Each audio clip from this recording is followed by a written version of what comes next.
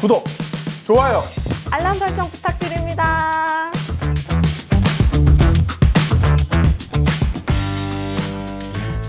네, 시민 여러분 안녕하십니까? 여러분의 알 권리 지킴이 박대영입니다. 오늘 이 자리에는 전공도사, 정보공개청구의 도사님이 나오셨습니다. 전진환 소장님 나오셨습니다. 네, 안녕하세요. 여러분의 알 권리를 지켜드립니다. 전공도사 전진환입니다. 네, 그리고 여러분의 눈높이 요정 예은입니다. 네. 안녕하세요. 여러분의 눈높이 요정 전예은입니다. 네. 여러분 지난 한 주 어떻게 보내셨습니까? 저희들은 이제 오늘 이 주제는 그 검찰, 네. 우리 검사들에 대한 얘기예요. 이게 좀 더 일찍 다뤘어야 되는데 경찰, 소방단 이제 검찰 네. 하려고 했는데 우리 또 특별 초대 손님 모시고 지난주는 또 얘기를 해봤고 네. 이번에는 검찰 여러분들 아마 이번 정부 들어서 검사 출신의 대통령이다 보니까 검사 출신의 대통령 그리고 검사 출신의 법무부 장관 이렇게 우리나라에 지금 가장 그 실세 중에 실세죠. 두 사람이 검찰입니다. 둘 다. 네. 예, 여러분들은 이제 일반인들은 사실 검사를 만나기가 쉽지가 않습니다. 네. 예, 웬만하면 뭐 경찰단에서 대부분 끝나고 검사를 직접 만날 분은 아마 많이 없을 겁니다. 그리고 또 실제로 검사가 뭐 하는 사람인지도 잘 모르시는 분들도 굉장히 많아요. 그렇죠. 예, 굉장히 어려운 이제 직업이고요, 만나기가. 네. 저는 이제 고발인 조사를 이제 수차례 해봐가지고 직접 검사 앞에서 이제 얘기도 해보고 뭐 해봤는데 또 실제로 만나보면 굉장히 젠틀해요. 예, 일단 엘리트들이잖아요. 예, 사법연수원이나 이런 데서 공부를 굉장히 잘했던 분들이기 때문에 예, 또 얼굴도 뭐 아주 깨끗하고 그래서 하지만 이분들이 갑자기 이렇게 권력의 이렇게 편에 섰을 때 얼마나 무서운지 네. 뭐 그런 위험성에 대해서 오늘 좀 말씀을 좀 드리려고 합니다. 이 검찰의 검자가 그 부수 획수가 칼검자가 들어가 있어요. 네, 맞아요. 그냥 이제 이 검자가 칼검하고도 어떻게 또 네. 음도도 같고 네. 그러다 보니까 우리가 칼잡이라는 얘기를 많이 해요. 검사들을. 네, 실제로 뭐 칼을 휘두르는 것보다 더 무섭죠, 솔직히 네. 말하면. 왜냐하면 칼이야 뭐 한번 베면 그냥 뭐 병원 가면 되는데 네. 검사들은 한 사람의 어떤 인생을 그냥 좌지우지할 좌지우지할 수 있잖아요. 그렇죠. 예, 수년 동안 이렇게 감옥이라는 곳에 넣을 수 있고 그 다음에 어떤 그 사람의 전과를 남게 하고 인생 자체가 바뀌어요. 검사를 잘못 만나면. 아하. 네, 그래서 사람들이 그런 이제 공포심이 있기 때문에 검찰이라고 하면 굉장히 무서워하죠. 네. 예, 여러분들 검사실 한번 가보시면 이렇게 그 포승줄에 묶여가지고 오시는 분들이 있거든요. 살벌합니다. 여러분 분위기가 장난이 가보셨군요. 예, 가봤더니 제가 네. 고발인 조사 받으러 갔는데 들어가 보신 적은 없으신 거죠? 아, 저는 없습니다. 검사들이 저를 무서워했죠. 예. 검사들이. 왜냐면 고발을 했으니까. 예, 시민단체 출신이기 때문에 저한테 말 잘못하면 또 막 밖에서 제가 떠들까봐 굉장히 극진하게 예우를 받았던 기억이 납니다. 예. 예전에 제가 그 우연히 이제 판사분하고 같이 식사를 하는데 그분이 제일 무서워하는 사자가 있대요. 네. 당사자. 아, 당사자를 제일 무서워한답니다. 네. 여러분 참고하십시오. 여러분들 당사자가 되어 보시면 검사 판사들이 무서워합니다. 고통을 당할까 하겠다 하셨잖아요. 자, 그러면 이제 오늘 우선 헌법 얘기부터 좀 해볼까요? 네. 그 헌법 제12조를 보시면 예, 체포, 구속, 압수 또는 수색을 할 때에는 적법한 절차에 따라 이게 중요하죠. 검사의 신청에 의하여 법관이 발부한 영장을 제시해야 된다. 예. 여기서 이제 중요한 주체는 검사죠. 예. 경찰이 아니고 검사네. 네, 검사가 합니다. 경찰은 검사한테 요청을 하는 거고요. 그렇죠. 검사가 신청을 하고 그다음에 판사가 발부를 하는 거죠. 네. 예. 흔히 이제 저기 이제 헌법에 저렇게 돼 있는데 아마 그 형사소송법에 조금 이제 표현이 네. 경찰은 신청하고 네. 검찰은 청구하고 네. 법관은 발부하는. 네, 이렇게 용어를 이렇게 씁니다. 네. 근데 그 법원에 가 보시면요. 구속영장이 딱 발부되잖아요. 네. 그 순간에 기절하시는 분들도 있어요. 너무 공포스럽거든요.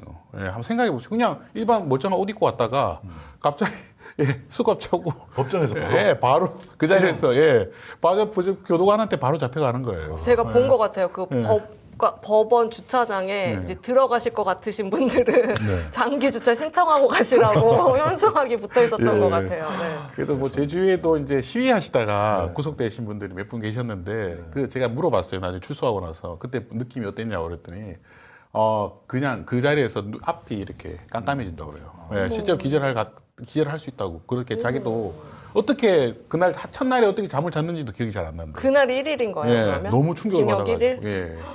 그래서 이 사람이 구속돼 본다는 거 이거 굉장한 정말 엄청난 압박이 이제 다시 돌아오는 겁니다.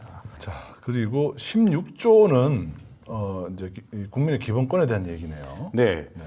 그 우리 박대웅 이사장님도 얼마 전에 압수수색 당했 모든 국민은 주거의 자유를 침해받지 않아야 한다. 예, 주거에 대한 압수나 수색을 할 때에는 검사의 신청에 의하여 법관이 발부한 영장을 제시해야 된다. 네.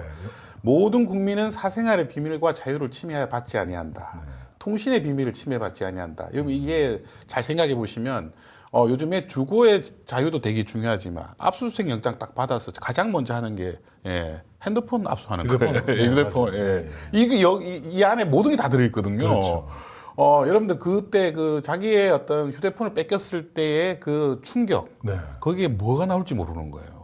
내가 뭘 검색해 봤는지도 모르고. 그래서 그 뺏겨 보신 분들은 그냥 뭐 잠도 못 자고 그냥 노심초사하는 겁니다. 근데 우리 법무부 장관님께서 선례를 만들어 주셔가지고 이거를 뭐 안 열릴 뭐라고요? 핸드폰을 뭐 안 털릴 예. 선례를. 근데 헌법적 기본권이라고. 네. 근데 일반인들이 그렇게 하셨다가는 큰일 납니다. 선례를 만들어 주셨는데도요? 아니에요. 그 검사한테 그렇게 했다가는 예, 잘못하면 그냥 독박으로 그냥 그 검사한테 그걸 이제 검사한테 잘못 보이면 이제 소위 말해 찍힌다고 그러는데 찍히는 순간 형량이 다 높아져요. 예, 그리고 엄청난 보복을 당하게 됩니다. 그래서 일반인들은 감히 핸드폰 그 자물쇠 채워가지고 제출하는 그런 거는 일반 시민들한테는 할 수 없는 일입니다. 그건 사실. 예.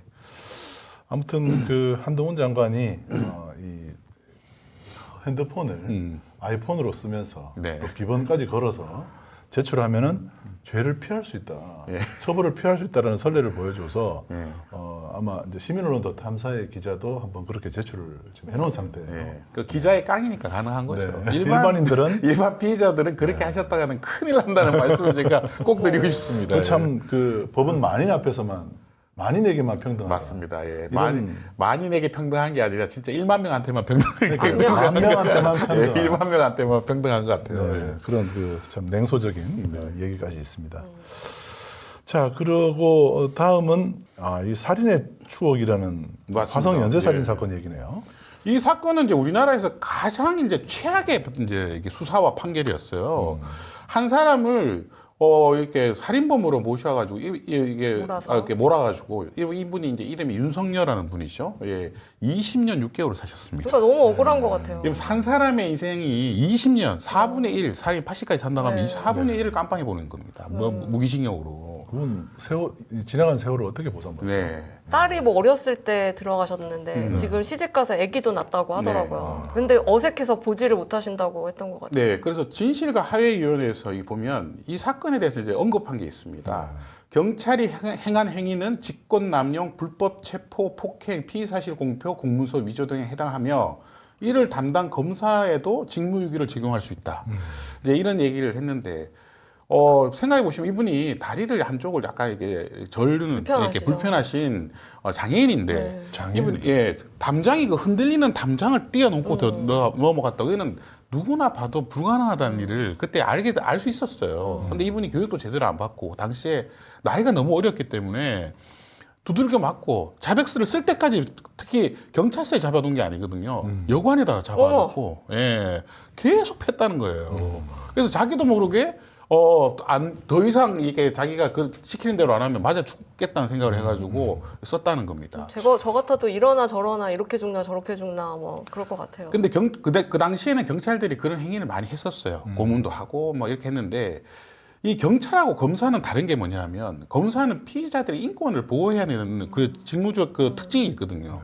그리고 또 앉아보면 이 사람이 진범인지 아닌지 대충 보면 안단 말입니다. 예, 자백을 강요받았는지 안 하는지 딱 보면 알 수 있는데 이 사람이 아무런 힘이 없었잖아요. 변호사를 또 선임하지도 못했고 또 나이도 너무 어렸고 검사도 귀찮으니까 그냥 경찰이 올린 그대로 그냥 이렇게 기소를 한 거예요. 그리고 판사들도 그냥 그거 보고 예, 판결까지 한 겁니다. 무기징역까지. 이게 말이 되나요? 진짜 진범은 그럼 다니고 있는 거죠? 돌아다니고 있는 아니죠. 거죠? 이제 진범은 이춘재라고 근데 감옥에 있었지만 감옥에 있었죠. 다른 경우라면 네, 맞아요. 그렇죠? 예. 그래서 이 사건은요 사법 피해자 중에 우리나라의 최악의 사례입니다. 경찰, 검사, 판사들이 다 한 명도 걸르지 못하고 한 사람의 인생을 완전히 망쳐놓은 거죠. 그러게요. 근데 이걸 이 사람이 진범이 아니라는 걸 옆에서 누가 확신했냐면 교도관들이 확신했다고 그래요. 아하. 왜?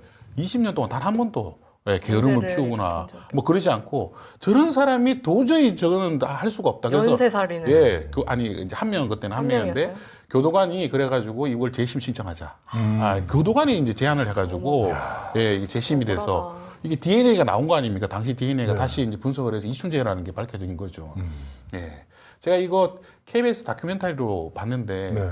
아 눈물을 너무 많이 흘렸어요. 너무 정말 그 세월을 어떻게 예, 너무 어이없는 사건이고 이 교도관 분이 인터뷰를 하는데 그 이 윤석열에 대해서 얘기를 하는데 정말 교도관에서 너무 천사가 됐대요. 예, 그래서 참 억울한 이게 사람들. 검사 한 명이 잘못하면 어떤 일이 벌어질 수 있는지 예, 그걸 알 수 있는 아주 중요한 사건이라고 할 수 있겠습니다. 네. 예. 자, 그리고 이 노무현 네. 전 대통령의 수사를 했던 사람들, 그죠? 노무현 대통령에 대한 수사를 했던 사람들이 승승장구하는 네. 모습을 또 여러분들 보셨죠. 이제 노무현 대통령이 이제 2009년에 이제 돌아가셨잖아요. 예. 여러분들 이 사건의 핵심이 뭐라고 보십니까? 예. 제가 볼 때는요, 수사한 게 아니에요. 수사로 정확하게 증명되지 않은 않은 사실에 대해서 계속 피의사실 공표를 합니다. 망신 주기를 계속 한단 말이에요. 근데 노무현 대통령이란 분은 정치 인생에서 굉장히 청렴 이런 것을 굉장히 강조했던 사람이거든요. 그래서 이 전직 대통령조차도 그 망신 주기에 도저히 견디지를 못했던 거예요. 그리고 이 노무현 대통령에 대해만 수사를 한 것이 아니고 이분을 도와줬던 사람들, 예, 뭐 한 명도 안 빼고 다 조사를 했거든, 다 수사를 했거든요. 괴롭히기를 한 거죠. 예, 그래서 노무현 대통령이 이렇게 스스로 목숨을 던질 수밖에 없었던 사례로 계속 몰아붙였던 겁니다. 그래서 이 사건 이후에 검찰 개혁이라는 이제 화두가 떠오르게 됐던 거죠. 그렇죠. 근데 정작 그 내부에서는 이때 수사했던 사람들은 승승장구해서 계속 올라가고 예, 그런 일들이 벌어졌다는 거죠. 이 건으로 우리나라 검찰이라고 하는 이제 집단이 얼마나 무서워질 수 있다는 것을 그때 한번 보여준 온 국민들이 생생하게 경험하게 된 그런 이제 사례이기도 합니다. 네. 뭐 지금도 진행 중입니다. 이재명 민주당 대표를 대해서 뭐 어마어마한 검사들이 배치됐죠. 여러분 검사 한 명만 만나도 무섭다고 하는데 네. 검사를 58명을 배치했어요. 이게 이제 이재명 대표가 스스로 밝힌 건데 여러분들 광주지검이 56명인가 그래요. 광주지검 전체가 광주 지역을 담당하는 전체 검사가 56명인데 58명을 배치했다고 하는 거는 이게 사람 한번 생각해 보세요. 58명의 검사가 날 다 털고 있어. 내 이 정치 인생을 다 털고 있단 말이에요. 얼마나 스트레스가 되겠어요. 예, 이게 참 국가 공권력을 이렇게 써도 되는가? 저는 좀 이게 너무한 거 아닌가? 예, 진짜. 검사 2,200명 중에 58명을 여기다 배치하는 게 맞는 건가? 좀 그런 생각이 들고 진짜 좀 보는 사람들도 공포스러워요, 사실은. 뭐 이런 말 있잖아요. 뭐 99명의 범인을 풀어줘도 한 명의 억울한 사람을 만들지 말자, 만들면 안 된다 맞아요. 이런 그게 말이 있는데. 형사 대정책이죠. 형사법 네. 정책입니다. 굉장히 형사법에서 굉장히 중요한 원칙 중에 하나고 이게 이제 억울한 사람을 만드는 순간 우리나라 형사법에 대한 진짜 믿음이 다 깨져버리거든요. 그렇죠. 저도 과거에 이제 사법 피해자라는 분들을 만나게 되는데 이 사법 피해자라고 주장하시는 분들의 상당수가 정신적으로 굉장히 문제가 생겼어요. 왜? 이렇게 생각해 보시면 다 자기가 도청당하고 있다. 또 언제 누군가 날 쳐다보고 있다. 또 나는 언제도 내가 생각만 뭘 해도 이 생각을 누가 들여다보고 있는 거 아닌가 이런 얘기를 막 하세요. 예, 너무 억울하니까. 트라우마 때문에. 네, 트라우마 때문에.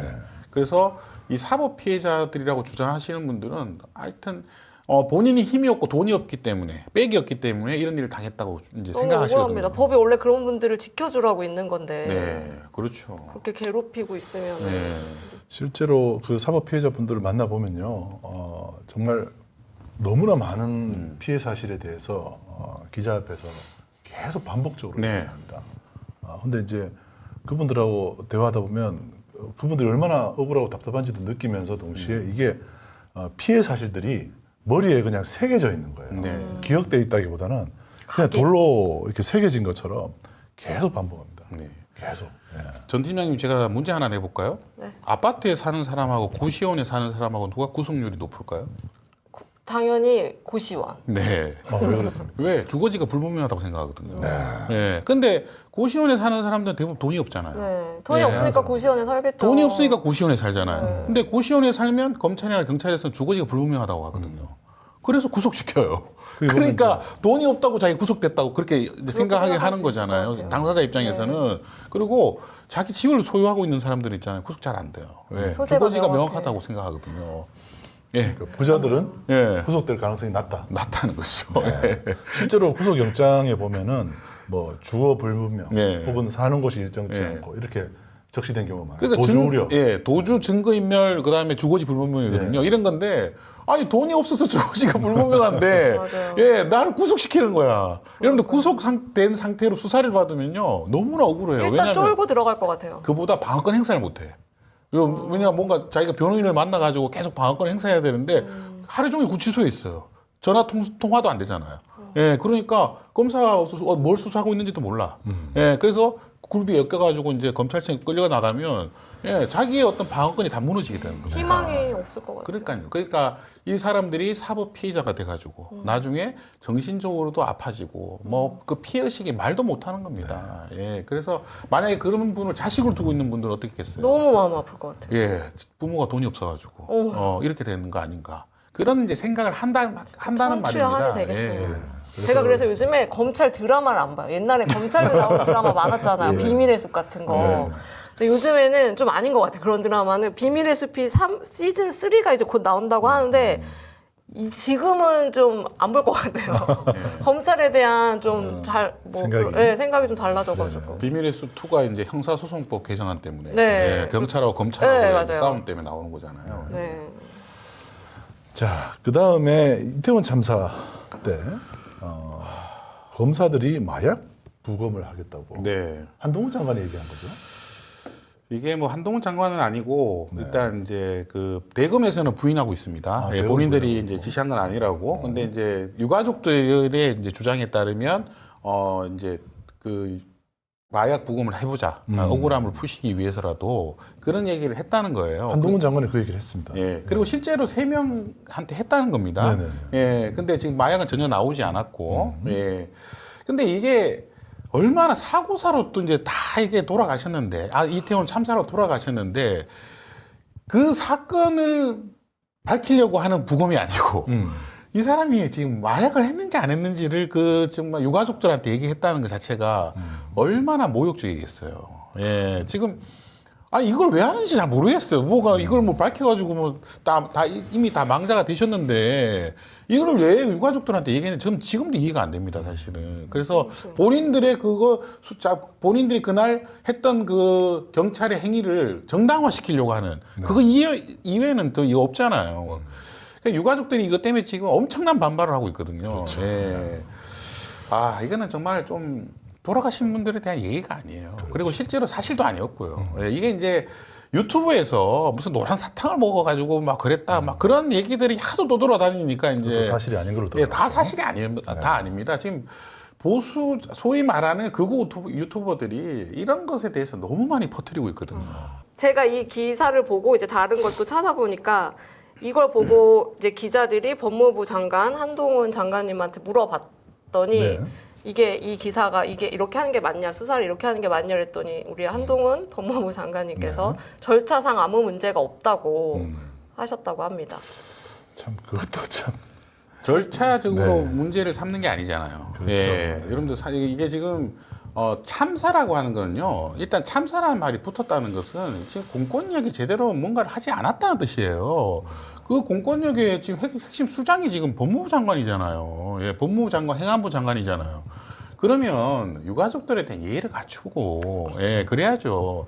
유가족들이 무슨 본인들이 뭐 이적 단체입니까? 예, 그 자꾸 이런 식으로 대하면 안 된단 말이에요. 뭐 마치 남의 얘기하듯이. 그러니까 지금 유가족들이 지금 얘기하는 게 2차 가해라는 것도 사실 이런 거거든요. 네. 왜냐하면 망자에 대해서 지속적인 어떤 충격적인 발언이라든지, 그러니까 네. 너무 전혀 공감하지, 인간적인 어떠한 공감 능력도 보여주지 못하는 행안부 장관, 그리고 이 법무부 장관의 네. 발언들 때문에, 총리 이런 사람들의 발언들 때문에 너무 2차 가해에 시달리고 있어요. 그러니까 사실 그 장관이나 이런 총리쯤 되는 사람들은, 대통령도 포함해서 유가족들의 아픔을 지금 감싸 안고 그들을 이해해 주려 하고 찾아가서 함께 그들을 보듬어 준다든지 이런 노력을 하지 않고 우리 국민이 아닌 것처럼 취급하잖아요. 결국 사람이 아닌 것처럼 취급하고 있습니다, 심지어. 그래서 그런 거에 대해서 심각한 2차 가해를 시달리고 있고, 최근에 또 고등학생이 결국에는 스스로 목숨을 끊었던 이런 사실, 이런 사건까지 벌어진다는 것은 이 참사가 2차 가해에 의해서 또 다른 희생자가 나오고 있다. 저희는 이제 그렇게 판단을 하고 있습니다. 그 학생이 지금 댓글 악플 때문에 너무 힘들어했다는 그 거죠. 악플이 왜 달렸겠습니까? 한동훈, 윤석열, 그다음에 이상민 같은 장관, 네. 대통령 이런 고위공직자들이 희생자들을 향해서 2차 가해를 하고 있기 때문에 거기에 덩달아서 그런 악성 댓글을 다는 겁니다. 그러니까 친구 3명하고 갔는데 본인만 살아 돌아왔다는 것 때문에 너무 힘들어했고 또 그 악플에 시달리다가 본인도 너무 괴로워하다가 이제 이게 돌아가시게 된 건데, 우리가 이렇게 너무 이렇게 어린 학생이잖아요. 너무 인생이 구말리 같은데 그렇게 돌아가시게 해두면 안 된단 말입니다. 아픕니다. 우리가 제발 좀 이성을 차려가지고 지금이라도 유가족들을 보듬어야지. 자꾸 유가족들에 대해서 자꾸 그런 얘기, 모욕하는 얘기를 하면 안 됩니다. 예. 이태원 참사 희생자분들은 3번 돌아가신 것 같아요. 네. 이태원에서 한 번, 공권력에 의해 한 번, 미디어에 의해서 한 번. 맞습니다. 이런 한을 어떻게 책임지려고 이렇게 하는지 모르겠습니다. 예. 그리고 권성동 의원이 또 2차 가해에 또 선두에 서 있습니다. 예. 네. 이분은 왜 이러시는지 잘 모르겠어요. 이 사람이 또 검사 출신입니다. 예. 참. 이태원 유족협회 횡령수단으로 악용될 수도. 이게 뭔 소리, 이게 이게 뭔 말입니까? 막걸리입니까? 이게 무슨 말입니까? 지금? 어이가 없네요. 예. 그러니까 저희가 이분도 검사 출신이기 때문에 제가 이제 이런 공감 걸 능력이 공감 없어요. 능력이 떨어지고 있어요. 계속. 그러니까 자꾸 범죄자 취급을 한단 말입니다. 자꾸. 그래서 이 피해자들에 대해서 뭔가 책임감을 가지고, 지금 집권 여당이잖아요. 집권 여당에서도 가장 힘이 좀 센 사람이라고 알고 있는데 이런 식으로 얘기하면 이게 또 좌표 찍게 돼가지고 지금 그렇죠. 예. 그래서 이렇게 말을 하니까 이제 지방 의원도 막 그런 얘기 나오고 지금 그러는 거예요. 세월호는 갑자기 왜 나온 거예요? 또? 세월호 욕보이지 아니 저는 무슨 이해가 안 됩니다 지금. 그 세월호가 무슨 횡령수단이 됐다는 겁니까 무슨 지금? 소리일까요? 자, 검사의 권한과 책임에 네. 대해서 검사는 도대체 이 권한이 어디까지인가 한번 좀 따져볼까요? 여러분들 이제 제가 이런 말씀을 좀 드리겠습니다. 여러분의 자녀들이 지금 구급 공무원 이제 공부하시면 요즘 구급 합격하기도 너무 어렵습니다. 예, 그래서 전통적으로요 구급을 합격하면 서기보라는 직책을 받게 됩니다. 9급 서기보, 8급 서기, 주사보, 주사, 여기까지가 6급이에요. 네. 9급, 8급, 7급, 6급. 네. 이거를 이제 주무관이라고 그럽니다. 네. 여러분들 공무원들 만나셔가지고 주무관님이라 하면 9급부터 6급 사이에요. 예. 실무자들이죠. 예. 네. 그 다음에 이제 행정고시를 합격하면 예, 5급? 사무관이 됩니다. 네. 5급 5급부터. 사무관. 네. 예. 그 다음에 한 10년 이상 일하면 4급으로 승진해요. 네. 예. 그게 서기관이라고 그래요. 근데 검사가 되면 부의서관이 됩니다. 예. 그러니까 3급이 예, 3급 배부를 받아요. 그러니까 행정고시 합격하고 한 20년 가량을 일을 해야 3급이 되거든요. 근데 검사는 3급 대우를 받아요.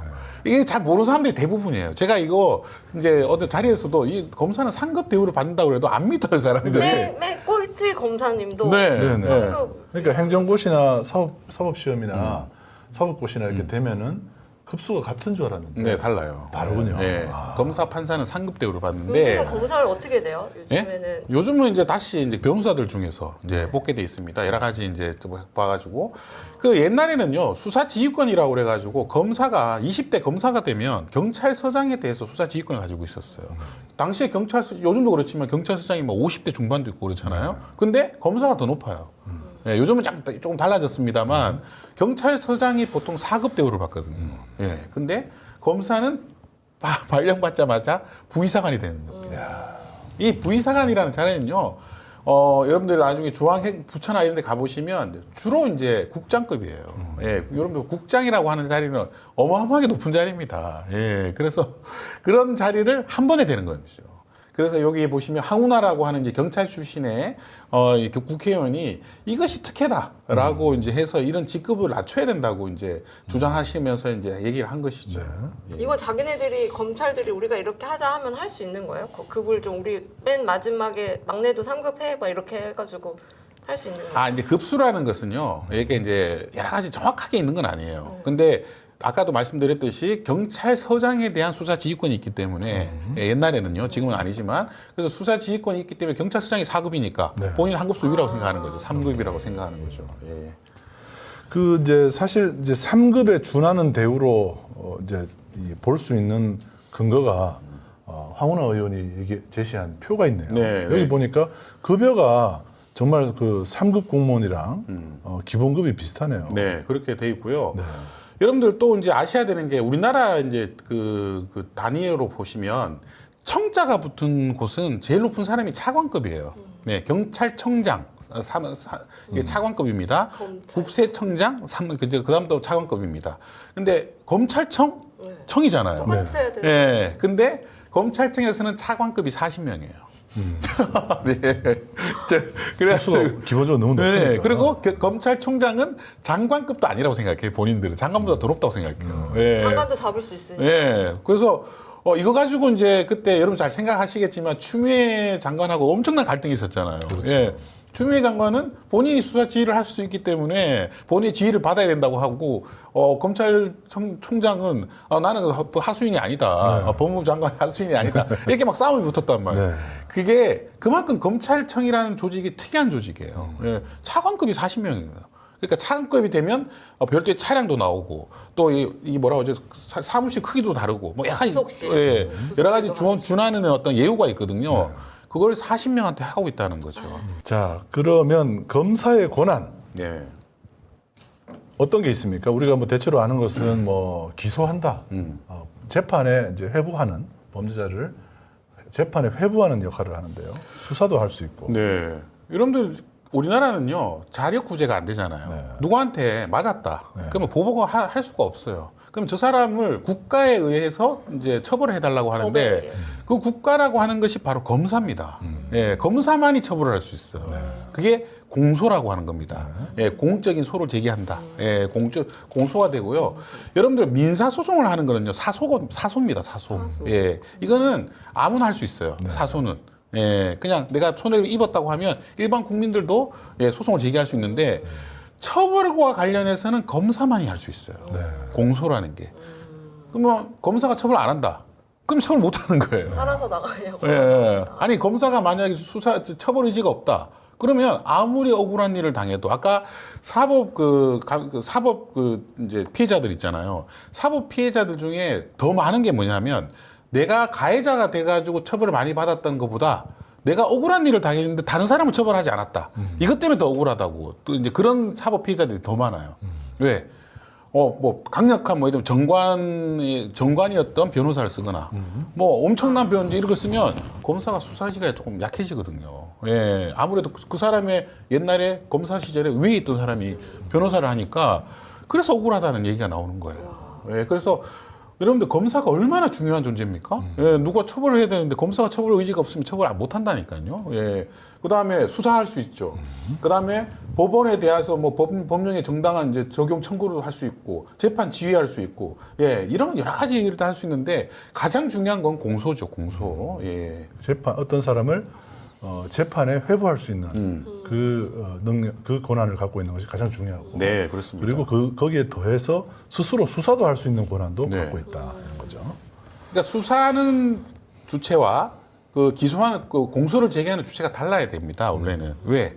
그러면 기소를 남발할 수밖에 없거든요. 수사하는 사람이 기소를 하게 되면, 공소를 하게 되면. 예, 그래서 외국 같은 데는 공소와 그 수사권이 나뉘어져 있단 말이에요. 그래서 서로 견제를 한단 말입니다. 근데 우리나라는 이게 이제 같이 있었는데 이번에 뭐 검수 완박 때문에 상당히 이제 그게 보완이 되긴 했는데 지금도 검찰에서는 굉장히 반발을 하고 있죠. 네. 자, 형사소송법을 보면 실제로 공소는 검사가 제기하여 수행한다. 네. 이렇게 되어 있네요. 굉장히 중요한 얘기고요.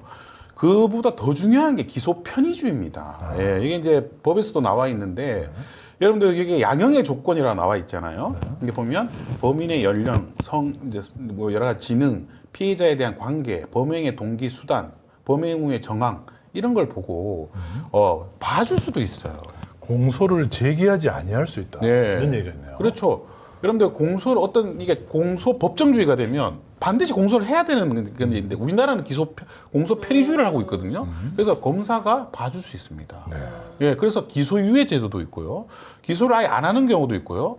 그 다음에 공소를 제기했다가도 공소를 취소할 수도 있어요. 그래서 우리 검찰에서 이제 그런 얘기가 있습니다. 이제 저도 이제 변호사님들한테 들은 얘기인데 검찰은 기소해서 명예를 얻고 예, 봐줘서 돈을 번다. 이런 얘기가 있어요. 왜? 그 사람들이 나중에 변호사 개업하면 좋은 데 취업하거든요. 예. 주로 자신을 채용해 줄 만한 분들이 힘을 가진 분들. 뭐 예를 들면 뭐 대기업 회장이라든지 뭐 이런 분들이죠. 다. 예. 그런 사람들은 구속되게 하고 그냥 집행해서 잘 사는 경우가 거의 없어요. 사실은. 뭐 되게 단어도 어렵고 법은. 그래서 이렇게 사건을 덮으면서 돈을 번다. 그게 바로 이제 기소 편의주의에서 비롯된 것이다. 네. 그런 것이죠. 그런 얘기를 하고 있습니다. 자, 그리고 검사들끼리는 또 이렇게 우리가 남이가 이런 게 있습니다. 예. 예. 검사를 이제 공소하거나 징계할 때는 또 많이 봐주죠. 네, 검사 동일체라는 것이 예. 요즘 없어졌습니다. 그 원칙은. 예. 예. 죄를 저질렀을 때도 이렇게 작용이 되는 네. 그런 음주운전 검사는 검사를 이제 견책한다거나. 견책이라는 징계는 이제 사실 징계가 아니거든요. 예, 체하로 이제 하는 건데. 책임이 있다고 본다 이 네. 정도인 것 같아요. 네, 그렇죠. 음주운전 요즘 하면요, 다른 직장은요, 파면돼요. 예, 큰일 납니다, 진짜. 큰일 나죠. 근데 견책했다, 이런, 이게 너무하는 거죠, 이게. 예. 이러고 보면 검찰들도 참 밥그릇이 소중하다 이 생각은 하고 계신 것 같아요. 그렇죠? 그리고 저 유퀴즈라는 그 TV 인기 예. 프로그램에 출연했던 검사가 책을 팔아서 그렇게 돈을 많이 벌었다. 예. 근데 이분이 이제, 저도 이제 그 프로그램을 봤거든요. 아니, 추리 소설을 쓰시는 거예요. 예. 그래가지고, 야, 되게 신기하다. 막, 그리고 뭐 그때 유재석 씨하고 막 이렇게 했는데 너무 재밌더라고요. 근데 알고 봤더니 이분이 소설을 쓰면, 그 돈을 받잖아요. 네. 예. 인세를 받는데, 그것에 대해 겸직 신고를 안 했던 거예요. 아하. 공무원은 무조건 해야 되죠. 겸직 신고해야 돼요. 그래서 이분이 예, 감봉 1개월에 이제 징계를 받았어요. 그래가지고 사표를 냈다고 그러더라고요. 예, 그래서 이게 이제 아니 TV에 나오면 뭐 다 알 텐데 그거 다 볼 텐데 그거를 나와서 그렇게 자랑하는데 왜 겸직 신고를 안 했지? 좀 이상하기도 하고 신기하기도 하고. 사실 그 겸직 신고나 이런 그 부수입 요즘 뭐 유튜브 하는 또 직장인들 중에 유튜브 하는 사람들 네. 있잖아요. 그런 사람들도 사실 수입이 꽤 짭짤하거든요. 네. 근데 그런 사람들도 공무원들 특히 이제 공직자들은 웬만하면 다 네. 신고를 해야 됩니다. 겸직 신고를. 네. 요번에 이제 그 임은정 검사라는 분 이름 또 비슷하죠. 이제 임은정 검사라는 분이 또 책을 내가지고 책이 소위 말해 대박이 났습니다. 그래서 인세를 1억 넘게 받으셨는데 이걸 요번에 이제 다 기부하셨죠. 네, 소위 말해서 그래서 1억 이상 기부하시는 분들은 아너스 클럽이라는 데가 있거든요. 거기 가입하셨어요. 이분은 또 겸직 신고까지 다 하셨고 좋은 사례입니다. 네. 그 사람들은. 예. 자, 여러분들 아마 검사가 제가 이제 정보공개 청구를 할 때 네. 대검찰청에 정보공개 청구를 한 적이 있는데 네. 검사 징계 내역이라고 정보공개 청구를 했었어요. 그랬더니 대검에서 한 줄로 딱 답변을 했습니다. 뭐냐 하면 관보에 다 게시돼 있다는 거예요. 그래서 제가 그때 깜짝 놀랐어요. 징계 내역이 인사정보잖아요. 공무원의 인사정보, 특히 이제 징계 내역을 보려고 그러면 쉽지 않습니다. 왜냐하면 정보공개법 구조에 보면 비공개 대상 정보에 인사에 대한 정보를 비공개한다고 돼 있어요. 그런데 그 예외적으로 검사에 대한 징계, 판사에 대한 징계는 관보에 상세하게 실명으로 공개돼 있습니다. 네. 그건 또 왜 그럴까요?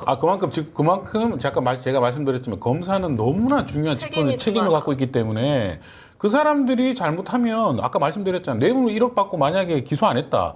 피해자들은 정말 상상할 수 못하는 피해를 받게 되잖아요. 아니 그런 걸 알면서 그래서 알아서 관보를 이렇게 해놓고서는 네. 잘못을 많이 하고 계시잖아요. 네. 그러니까 이제 그만큼 이제 중요하기 때문에 그렇고 네. 여러분들 대한변협에 들어가시면 변호사들의 징계 현황도 볼 수 있습니다. 그렇죠. 네. 그러니까 이만큼 이 검사, 판사 그다음에 변호사들은 우리나라 사법 체계를 이제 근간들이잖아요. 그러니까 이분들의 잘못에 대해서는 이제 다 공개하는 것을 원칙으로 하고 있습니다. 딴 건 다 원칙도 안 지키고 딴 건 다 자기 마음대로 하면서 이건 또 이렇게 하는 것도 좀 네. 미안하네. 자, 지금 이 시사인에서 보도됐던 그 검사들 징계 내역이네요. 네. 이 보시면 이제 뭐 음주운전 이런 거야 뭐 너무 많고요. 여기 보면 동료 직원 성추행. 예.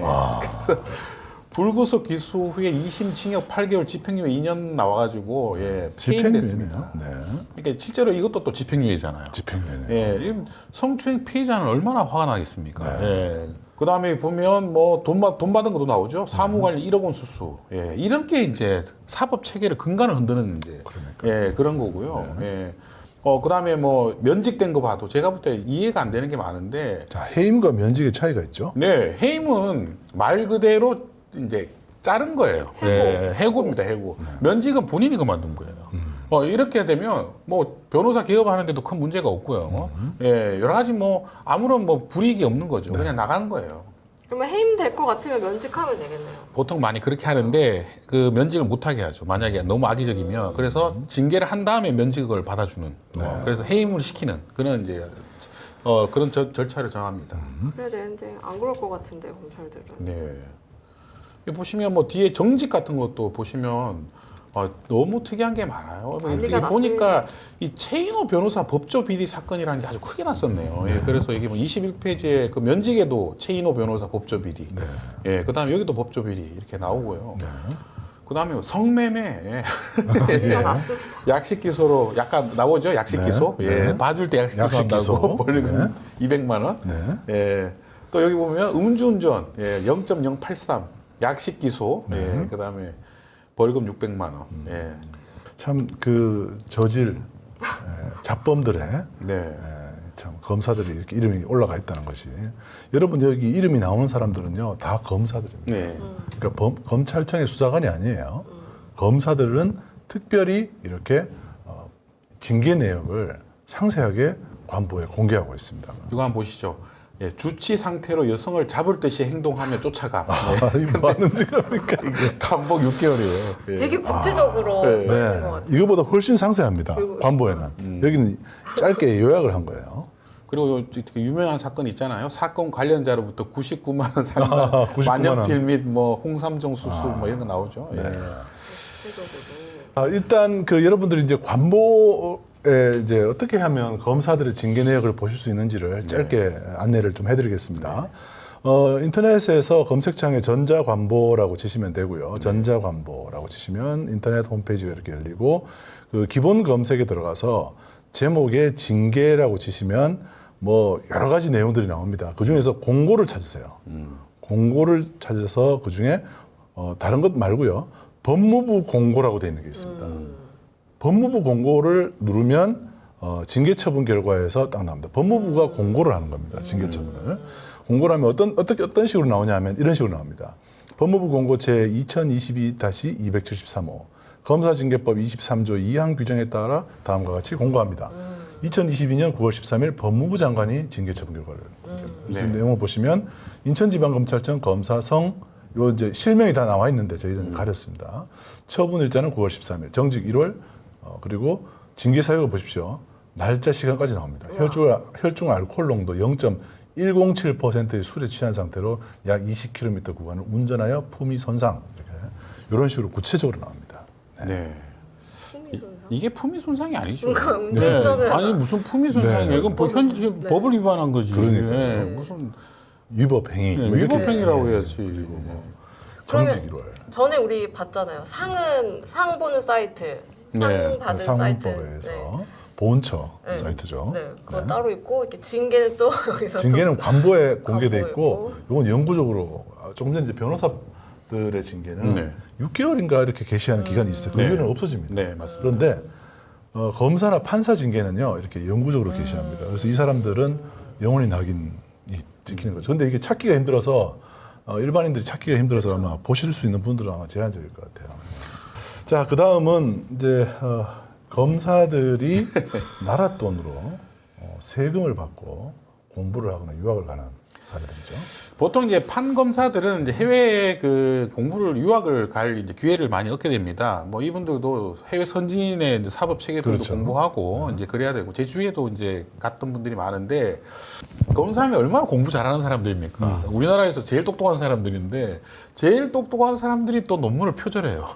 그러니까 뭐 이게- 게으름은 또 어쩔 수 없는 거죠. 예, 똑똑한 이걸 거고. 요즘에 이걸 이제 그 셜록이라고 하는 그 이제 또 대한 언론이죠. 예, 거기서 탐사 보도 있죠. 탐사 보도를 지금 하고 있어요. 네네.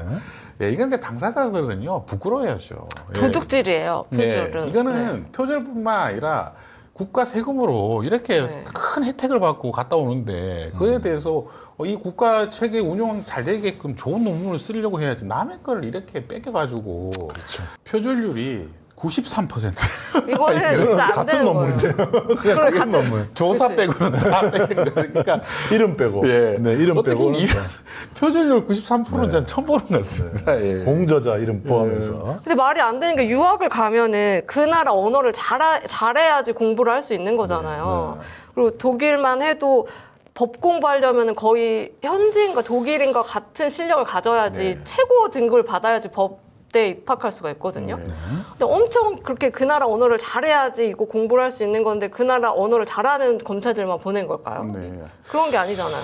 실제로는 뭐 그렇게 이제 효과가 없을 것 검사들이나 같은데. 판사들은 뭐 그게 학교 입학하는 건 뭐 어려운 일은 아니고요. 그냥 보통 가시면 골프 많이 치고 옵니다. 근데 골프를 치는 건 좋은데 또 이렇게 1년에 한 편 쓰는 거잖아요. 1년에 뭐 여러분들 논문 하나 쓰는 게 그렇게 어려운 게 아니거든요. 그래서 좀 열심히 하고 또 한글로 써가지고 또 최근에는 바꿔주는 이렇게 여러 가지 사이트도 많잖아요. 근데 93% 이런 거는 80% 이런 거는 진짜 너무 심각한 근데 문제죠. 논문 쓰러 가는 게 아니라 배우러 가는 거잖아요. 그렇죠. 네. 7년간 검사들 국외 훈련비가 303억이 지금 지원됐다는 거 그러니까 아닙니까? 이거는 좀 어마어마하네. 네, 예. 이거는 생각을 하면은 현실적으로 가능한 일이 아닌 것 같아요. 그 나라 언어를 못하는 사람들 거기다 보내놓고 배워와라 하는 게 저는 우리 또 불가능한 일이에요. 독일어 전문가이신 우리 네. 팀장님. 아, 그럼 또 생각해보니까 이쪽에서도 열이 나고 있습니다. 유학을 이렇게 한다니까 네. 검찰은 독일 말로 슈타트 안발이니까 네. 변호사는 안발트 네. 검찰은 슈타트 안발트인데 슈타트가 도시 막 이런 시 이런 거거든요. 네. 그러니까 시의 변호사라고 독일 말로 이렇게 분절하면 그렇게 생각이 들어요. 그러니까 시민들의 변호사라는 얘기거든요. 그래서 억울한 일을 하면 안 되고 시민들을 위해서 일하셔야 되는 분들이지 자기의 집단을 위해서 일하시는 분들이 아닌데 네. 네, 독일 말로 따져보니까 그렇네요. 자, 그 다음에 이 검찰이라는 조직이 이렇게 이 어마어마한 권력을 가지고 있고 상당히 그 중요한 국가기관인데도 불구하고 국민의 세금으로 운영되는 곳인데 알 권리에 있어서는 거의 꼴찌인 것 같아요. 제가 이제 정보공개 평가 이렇게 위원으로 이제 좀 해보면 항상 미흡이라는 데가 있는데 하나가 이제 뭐 외교부 쪽하고 하나 검찰이에요. 네. 근데 검찰이 또 미흡이 여기 보면 이게 정보공개 미흡이라는 건 아예 정보공개 제도 자체에 대한 이해도가 하나도 없다는 뜻이거든요. 이런 거는 그리고 또 이게 특히나 2019년에 원문 공개가 단 한 건밖에 없었다는 거예요. 그런데 원문 공개 웬만하면 진짜 100건 아무나 할 수 있거든요. 그냥 뭐 웬만한 자료도 그냥 뭐 보도 자료도 있고 뭐 여러 가지 있는데 이런 걸 아예 다 비공개해 버린 거죠. 그러면 선생님 검찰에 대해서 정보 공개 청구를 할 수 있는 건 예를 들면 뭐가 있을까요? 아니 뭐 많죠, 똑같죠. 예, 거기에 뭐 검찰총장 업무 추진비 이런 거 청구도 할 수 있고, 그 다음에 물품 관리 대장 청구할 수 있고, 뭐 출장 얼마나 갔다 가는지 그러고 할 수 있고. 보니까 한동훈 네. 그런 거 있네요. 다 청구했잖아요. 법무부에도 할 수 있고. 제가 예전에 한번 검찰청에 제가 검찰청 출입 기자 때 어떤 걸 청구했냐면 전국 그 지방검찰청에 제가 이제 그 춘천지검에 네. 그 출입할 때 검사장 방을 갔는데 지금 우리 스튜디오 면적이 한 3배쯤 되는 곳에 혼자 있더라고요. 네, 맞아요. 그래서 하도 넓은 데 있어서 검사장이 저 멀리 있어요.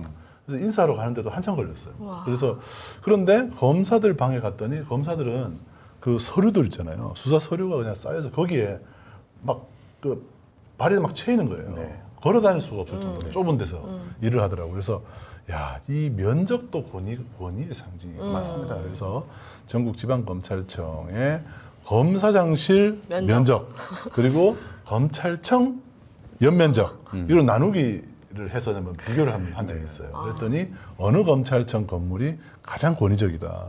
가장 많은 면적을 차지하고 있는 검사장은 바로 이 사람이다라고 그거는 찍은 그래도 적이 있습니다. 공개를 해주셨나 봐요. 그거는 이제 연면적과 면적은 괜찮다고. 행정정보니까요. 그런 것들은 이제 쉽게 받을 수가 있죠. 수사정보가 아니면은 뭐든지 다 세금으로 쓰는 거니까. 저는 이제 신입 간사 시절에 차장검사방을 가본 적이 있습니다. 네. 부장검사 위에가 차장검사입니다. 예. 엄청 높은 사람들이죠. 부장 밑이 아니고 예, 위예요? 위입니다. 예. 그 검찰은 신기한 게 부장 위가 차장이에요. 어. 근데 왜냐면 검사장의 차다 차장. 이렇게 생각하는 거예요. 예. 부검사장이죠. 네. 아. 갔더니 사람이 안 보여.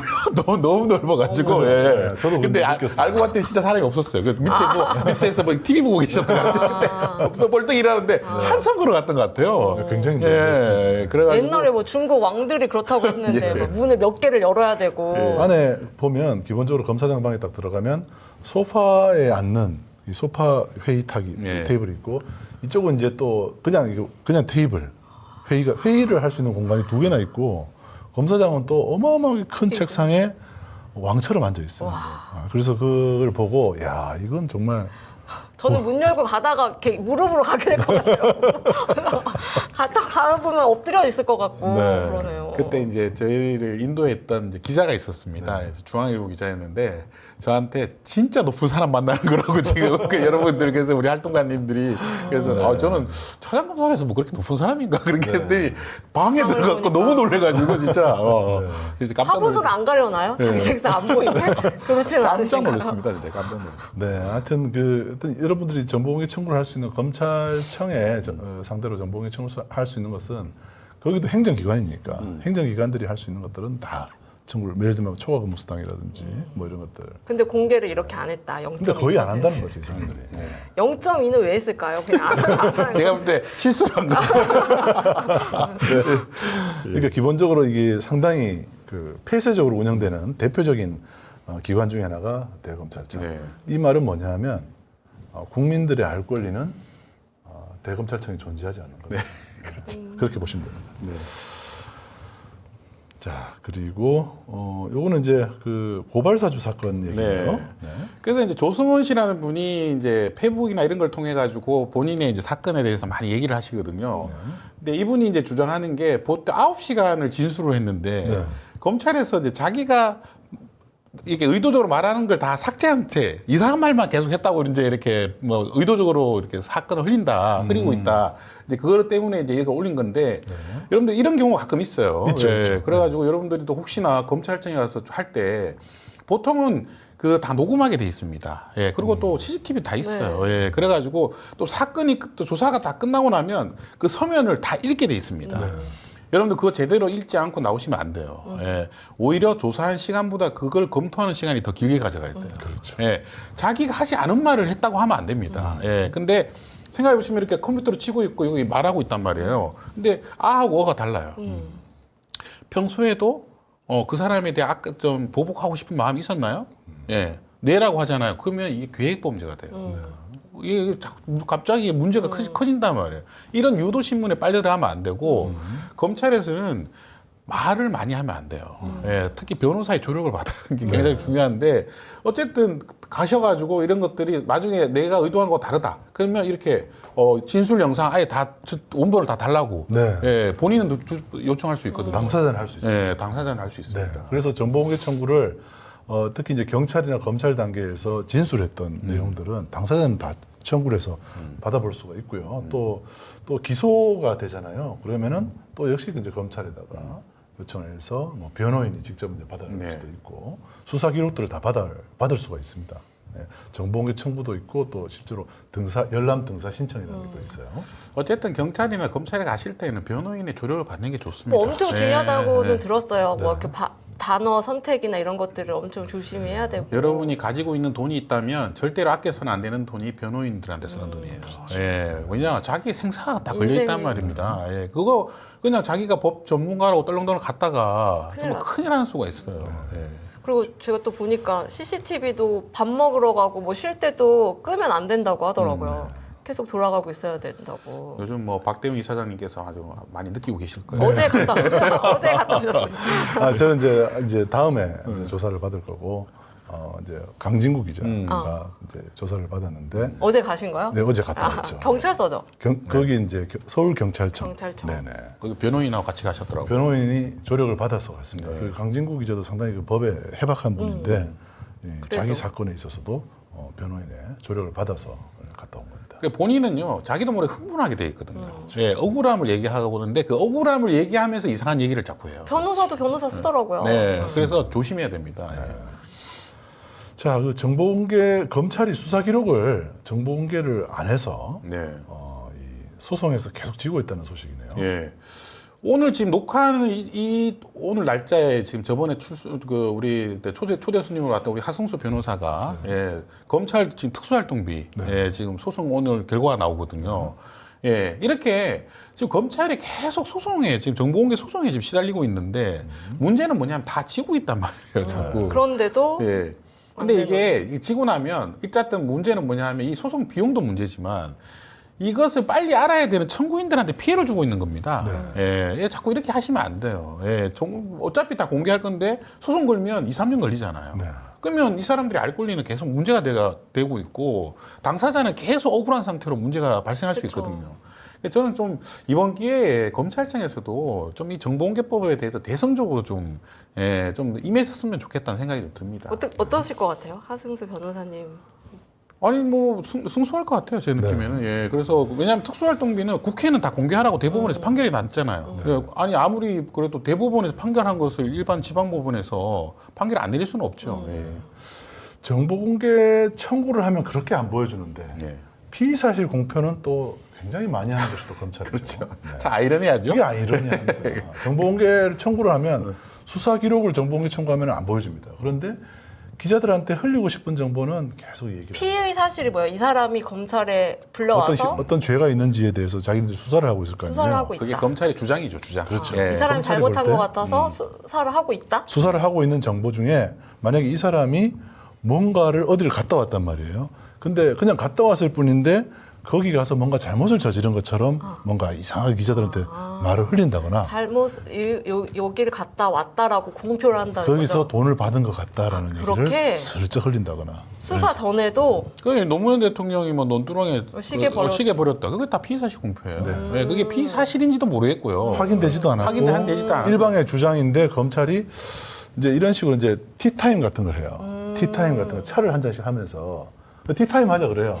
기자들한테. 그러면은 기자들이 와 모입니다. 그러면 이제 차장 검사가 주로 이제 검사장은 기자들하고 직접 잘 안 만나요. 그런데 차장 검사, 그 부검사장이죠. 그 사람이 만나서 이렇게 차 한잔 하면서 아 요즘 뭐 누구 정치인, 뭐 아무개 정치인이 보니까 자꾸 뭐 이런 사건들이 자꾸 들어오는데 무슨 사건이 이런데 기자들이 다 수첩권에서 막 적죠. 그러면 이제 아 뭐 뇌물도 있고 뇌물요? 이러면서 이제 막 이제 적는 거죠. 그런 식으로 슬쩍슬쩍 흘려. 그러면은 의심을 받는 사실. 그렇죠. 피의 한자로 항상 풀어서. 근데 이제 피의사실 공표가 꼭 나쁜 건 아니에요. 네.